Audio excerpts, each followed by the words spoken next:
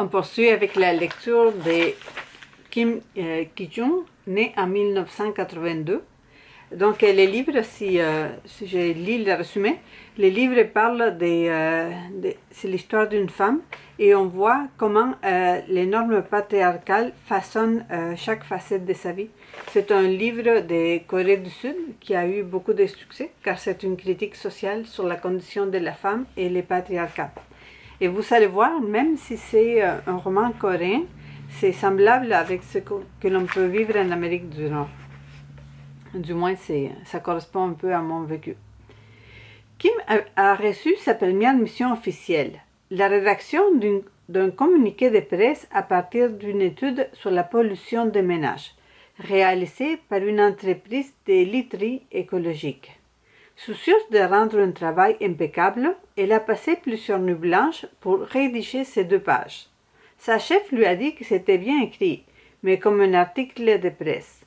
Elle lui a expliqué que leur mission ne consistait pas à écrire des articles, mais à produire des documents qui donneraient envie à d'autres d'écrire des articles. Elle lui a demandé de refaire son communiqué. Cette nuit-là fut encore une nuit blanche. Son nouveau texte a été relayé sans correction majeure et a été rapporté non seulement par des journalistes écrivant dans des quotidiens et des magazines, mais aussi par des journalistes de la télévision.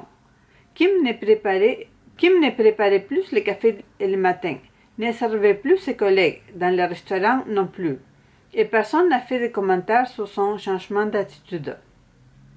Le travail lui plaisait et elle aimait bien ses collègues. Mais avoir affaire aux journalistes, aux clients ou à leur équipe de communication restait compliqué. La distance qu'elle ressentit ne diminuait pas, bien qu'elle fût maintenant habituée à son travail. Pour les salariés de l'agence, les clients étaient les dominants, les mâles alpha.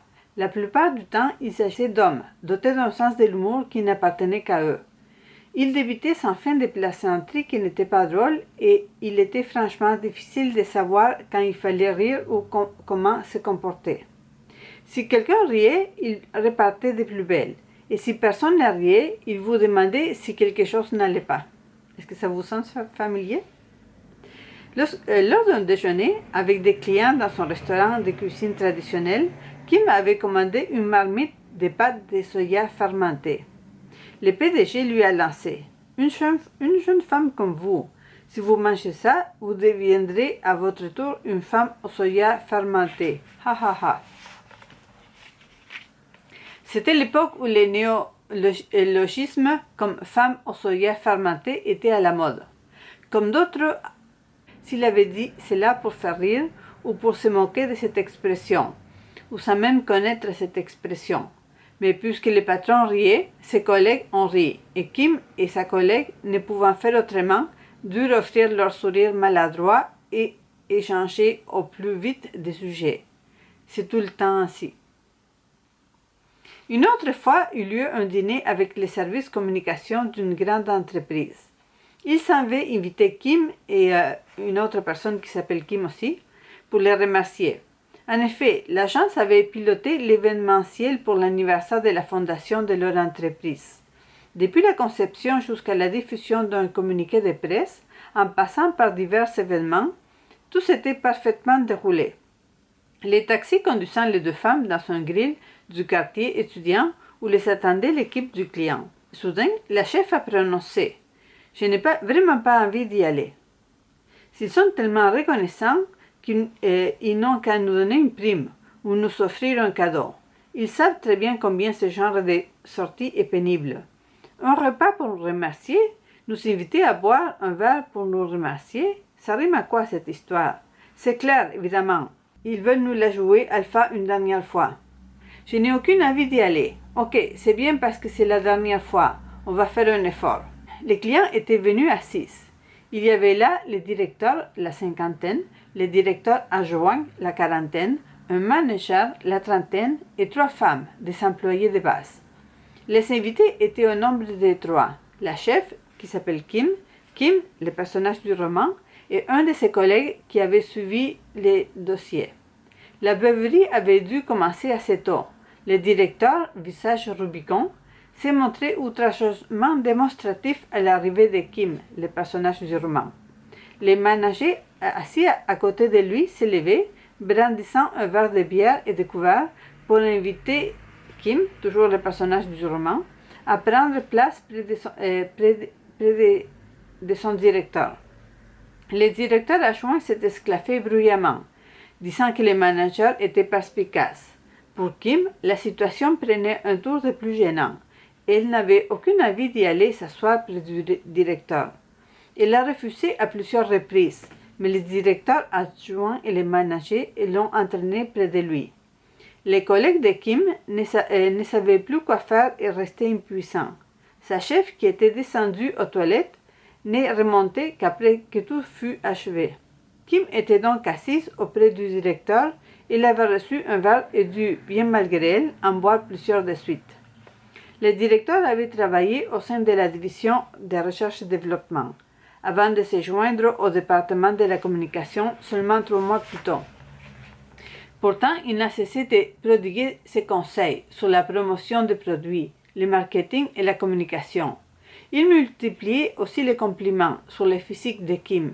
Par exemple, Mademoiselle Kim a vraiment une jolie forme de visage, avec un nez bien dessiné. Il manque juste une opération de paupières pour que le tout soit parfait.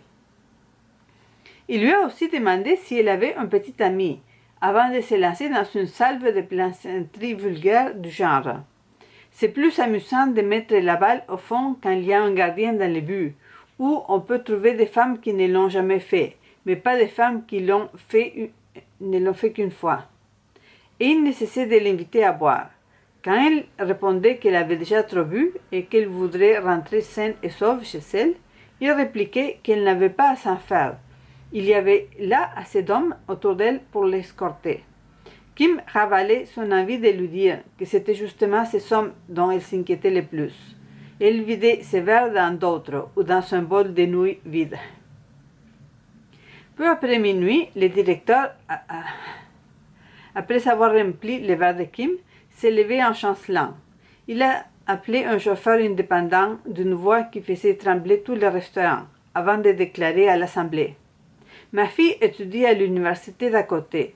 Elle a travaillé à la bibliothèque ce soir et m'a demandé d'aller la chercher parce qu'elle a peur de rentrer tard. Désolée, mais je dois vous quitter. Mademoiselle Kim, il faut que vous finissiez ce verre, ok ?»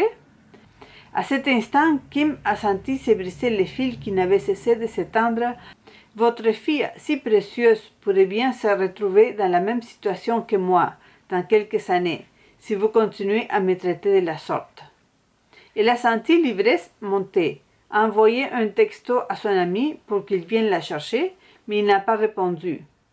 Après le départ du directeur, l'ambiance a plongé.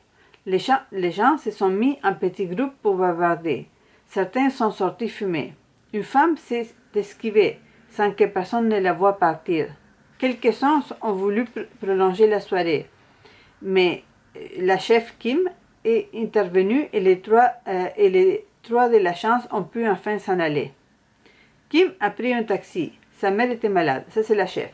L'autre Kim, le personnage du roman, et son collègue ont commandé une cassette de café glacé, attablée devant une supérette. L'idée venait de Kim, le personnage du roman, qui espérait ainsi disperser son ivresse. Ce fut tout le contraire. La tension de la soirée retombant d'un coup, elle sentit le sommeil l'envahir. Elle s'affala sur la table tachée de soupe de nouilles instantanée, incapable d'émerger malgré les coups de pied et les noms d'oiseaux de son collègue. C'est à cet instant que son ami l'a appelé. Kim dormait profondément, alors son collègue, avec l'intention de lui demander de venir la chercher, a décroché. Funeste erreur. « Ah, bonsoir, je suis un collègue de Kim. » « Et Kim? Eh bien, elle s'est endormie là. C'est pour ça que j'ai pris l'appel. »« Endormie? Quoi? Qui êtes-vous? » ?»« Non, non, attendez, ce n'est pas ce que vous croyez. Ne vous méprenez pas. C'est que Kim a trop bu et passez-la-moi tout de suite. » Kim est rentrée saine et sauve sur le dos de son petit ami, mais leur relation n'en est pas sortie intacte. C'est terriblement semblable à bien des parties de Noël que j'ai dû vivre dans ma vie. Heureusement, je suis mobile, étant donné que je vis à Montréal. C'est facile de rentrer en métro, autobus à Montréal. quand on a trop bu, mais il y a l'obligation sociale de boire et le paternalisme qui est international. Je vous recommande le roman, il est vraiment... il est écrit que c'est un coup de poing, et c'est en vérité un coup de poing, surtout si vous avez des adolescentes ou des jeunes filles à la maison, c'est une bonne idée de cadeau. Merci de votre écoute, à la prochaine.